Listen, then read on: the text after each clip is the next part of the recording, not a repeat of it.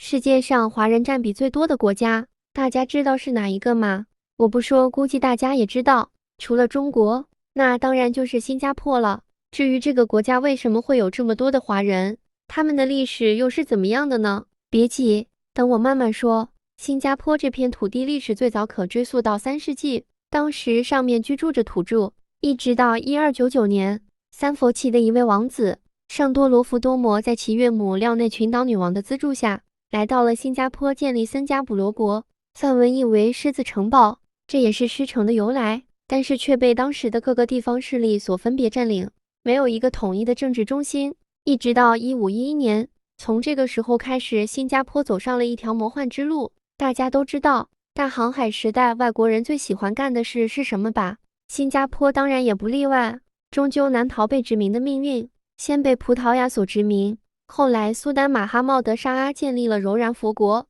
新加坡又变成了柔然佛国的属地，但没多久就被卖给了英国东印度公司。为什么新加坡这么抢手呢？主要是这片土地位置得天独厚，所有人都想要，所以新加坡被交易的有些频繁。到后来，英国人要和印度还有中国做生意，需要一个港口作为中转基地，新加坡刚好合适，这才开启了新加坡近代史。开埠后的新加坡被定义为自由港，除了免除关税，港口的其他费用也十分的低廉。同时，英国政府开放移民，很多移民来打工做生意，所以人口年年暴涨。这些移民中大部分都是华人，而且仿照英国的政治制度，逐渐推行现代化的行政、司法、教育和商贸体系。1869年，苏伊士运河开通，新加坡的港口地位又进一步提升。到19世纪末，新加坡获得了前所未有的繁荣，当时的贸易增长了8倍。一战结束后，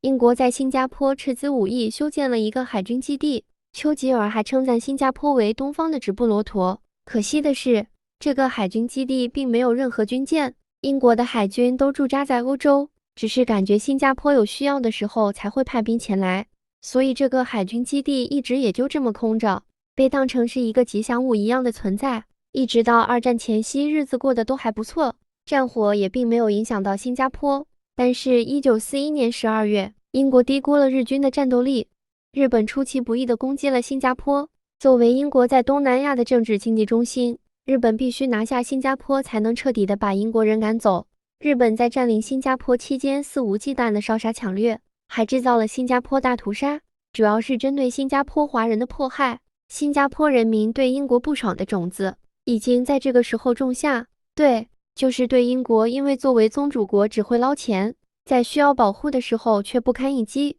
所以在二战结束后，英国虽然拿回了新加坡，但是新加坡已经有了想要独立出去的想法。1950年朝鲜战争爆发后，新加坡作为远东重要的贸易港口，成为美英等参战国的大后方，经济迅速恢复发展。与此同时，宗主国英国已经无力维持庞大的海外领地，开始给予殖民地较大的自治权利。以人民行动党为首的新加坡政党组织获得发展。1959年，新加坡进一步取得自治地位，人民行动党创始人李光耀成为首任总理。此时的新加坡一直在寻求真正独立的机会，一直到了1961年，当时的马来西亚首相东姑阿杜拉曼提出了把新加坡、马来西亚、文莱、沙拉越和北婆罗洲联合起来，组建马来西亚建国方案。在1963年，新加坡正式脱离英国，加入了马来西亚。在新加坡加入马来西亚之后，确实是给马来西亚的经济做出了很大的贡献，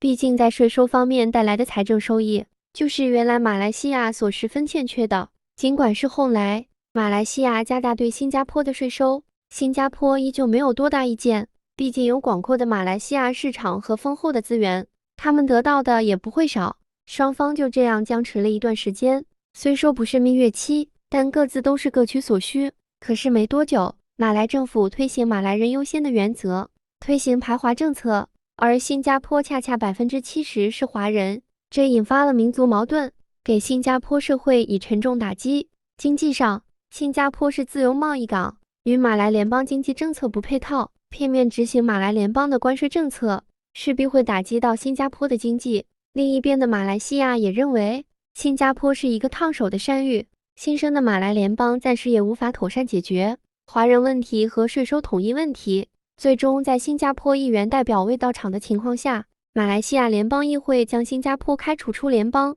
同时，新加坡独立后，马来西亚还控制着新加坡的国防，直到新加坡请求各国介入，马来西亚才从新加坡撤军。在得知被抛弃的那一刻，李光耀心如刀割。他在采访中几度哽咽，始终不愿意接受这残酷的现实。要知道，有时的新加坡穷得连最基本的淡水资源都不够。再这样下去，还没等他国入侵，自己都活不下去了。李光耀决定痛定思痛，制定了多种策略，这也使得新加坡成为了亚洲四小龙。首先是提倡多元化，尊重不同种族信仰自由，提倡国民凝聚力。新加坡是一个以华人占主导的国家，如果像其他东亚国家一样进行排华政策，必然会引发内乱。但是20世纪60年代到70年代，多数东南亚国家都加入到了美国主导的东南亚军事联盟，对中国实行封锁政策。新加坡如果过分地维护国民对母国中国的认同感，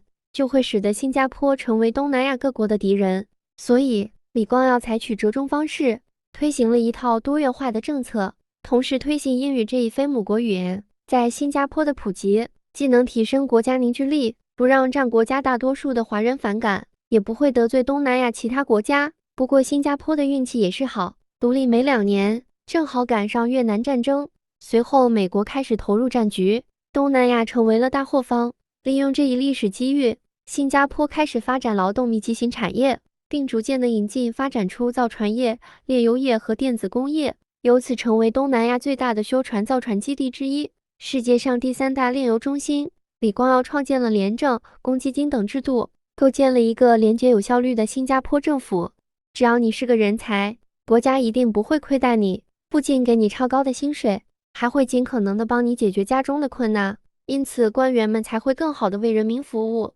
为国家创造价值，哪里还会动歪脑筋？如果真的有那种想不开，试图走捷径的人，那就是自寻死路。无论家族背景多么雄厚，关系质感多么复杂，李光耀都一一拔出。他从不会说下不为例这种话，一经发现必定严惩。没过几年，新加坡的经济迅速恢复，成为了东南亚唯一的发达国家。进入到20世纪后，新加坡进一步巩固了东南亚金融中心的地位。但是伴随着人口老龄化，新加坡制造业开始陷入衰败，金融业的过度扩张又进一步的导致贫富分化拉大。